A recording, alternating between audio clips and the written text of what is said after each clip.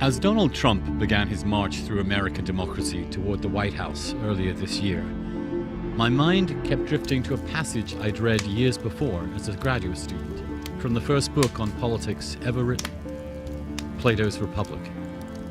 The passage is from the dialogue where Socrates and his friends are talking about the nature of different political systems, how they change over time, and how one can slowly evolve into another.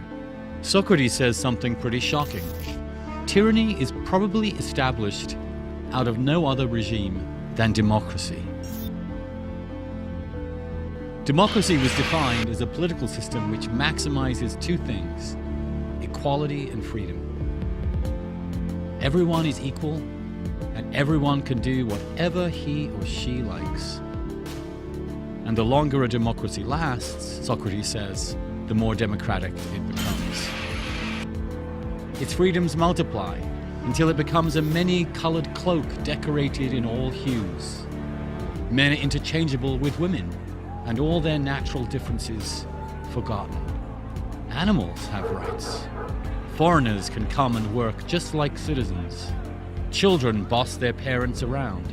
Teachers are afraid of their students. The rich try to look just like the poor. Soon, every kind of inequality is despised. The wealthy are particularly loathed, and elites in general are treated as suspect, perpetuating inequality and representing injustice. It's when a democracy has evolved into this, Plato argues, that a would-be tyrant will often seize his moment.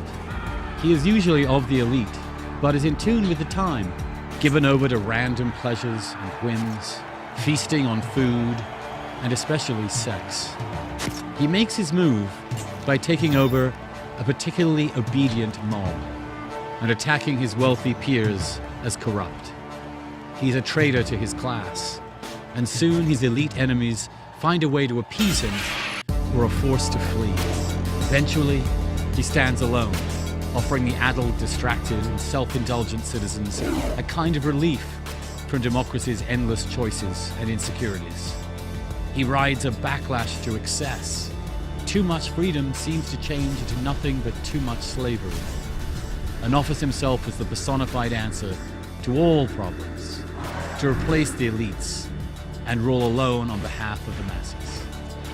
And as the people thrill to him as a kind of solution, a democracy willingly, impetuously repeals itself.